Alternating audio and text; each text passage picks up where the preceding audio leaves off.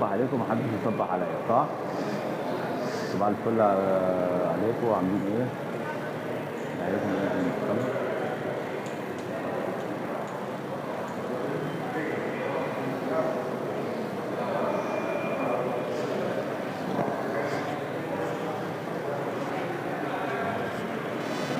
صبح عليكم كلها صباح الفل. انا في انتظار الجلسة ان شاء الله تشتري بعد الجلسة انا بشتري بقى ربنا يستر الحاجة هنفتح نص على نقفل الليل هنطلع على اليمين نفتح نص الجلسة عشان يبقى فيها كلبوش كده كامل.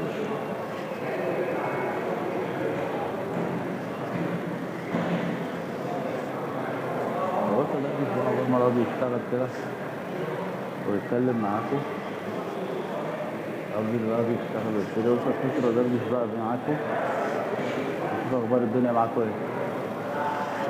اه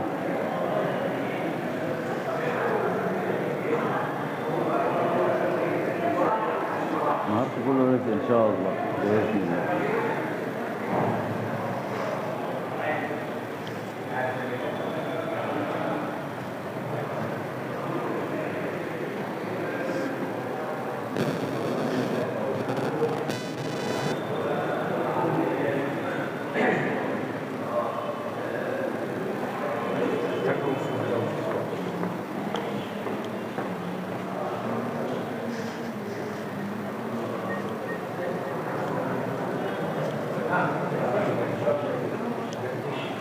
يعني مستني الجلسة كل يوم تشتغل ايه؟ على داخل على 10 يوم محدش اشتغل بس مستنيين فرج ربنا ويشتغل إن شاء الله.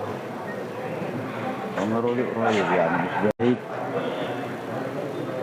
عشان يطول وعشان كده زي ما تلاقيني ايه قاعد محبوس عند القاعة واقف عند القاعة كده مستني عشان هو قريب يعني.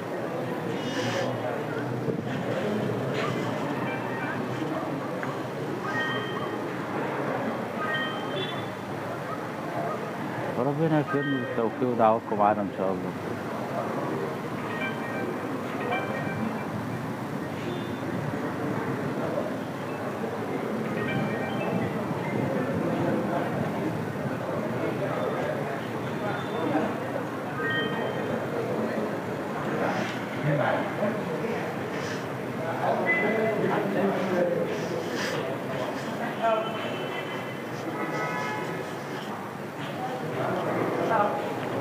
لسه مستني الجلسة تبتدي مستنيين المستشار يبدأ الجلسة المحكمة اهو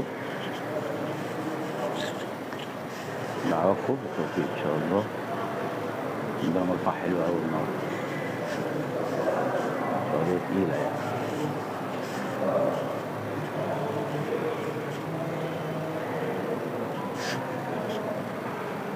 إن شاء الله بإذن الله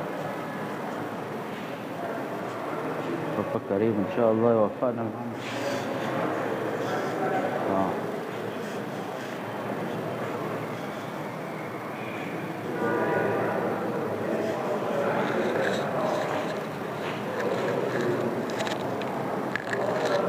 بنستنى المحكمة النهاردة تبتدي والجلسة تبتدي. معانا قضية إتجار حيازة سلاح بدون ترخيص إتجار في المخدرات وحيازة سلاح بدون ترخيص.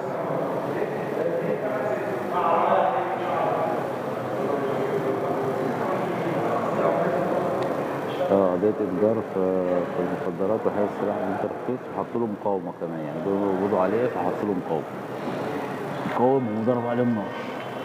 تشكيل عصابة مقاوم 3 أفراد هترافع 3 إن شاء الله.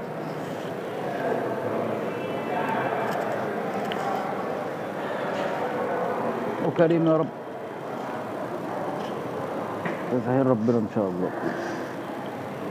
ده كلها عبارة عن العيال دي كانت المفروض انها نازلة من طريق الواحات واخدة طريق مسترد ناحية حلوان كده فكانت داخلة واخدة معاهم في العربية مخدرات سلاح. كان في معلومة مرشد بيبلغ عليهم. المرشد ده بقى بعد ما بلغ عليهم الناس كتر خيرها عملوا لهم تأمين محترم جم يقبضوا عليهم. فيهم عيل حدث صغير 17 سنة مش فاهم الدنيا ماشية ازاي. الاتنين الكبار فاهمين، فالحكومة لما جت تتعامل معاهم الواد اللي عنده 17 سنة ما سماش، وقام ساحب طبنجة وقام ضارب العيارين. المهم هو اتعاملت معاه وسيطروا عليه، قبضوا على التلاتة وتم ضبط المواد المخدرة. والظابط كتر ألف خيره وكان مستعجل، فنزل عمل كمينه وعمل قوته واشتبك معاهم وضرب عليهم وضربوا عليه من غير إذن النيابة أساسا، مع إنه عنده المعلومة بقالها 3 أيام، وهو قايل إن هو عم متابعهم بقاله 3 أيام من ساعة ما طلعوا من الواحات. فكان عنده فرصة يجيب إذن النيابة، فيصبح كل القبض والتفتيش ده كله باطل، بطلان كامل يعني. أهم حاجة في القانون كل الإجراءات سليمة، دي أهم حاجة، لازم الإجراءات تكون سليمة عشان القضية تبقى سليمة. بالشرط إن أنت تكون قضيتك سليمة، فبشرط يكون إن أنت الواقعة حصلت أو الجريمة حصلت والإجراءات باطلة، فبتأدي بطلان في الإجراءات. بطلان الإجراءات ده بيديك براءة. يعني الضابط قبل ما يفكر يقبض عليك هتعدي على حريتك الشخصية وقبض عليك، وغير إن هو ما كانش مضغوط يعني. معاه 3 أيام يطلع إذن النيابة، وما طلعش بعد خلال 3 أيام إذن النيابة ليه؟ مع إنه عارف أنت جاي فين وهتسلم فين وهتودي فين والكلام ده كله.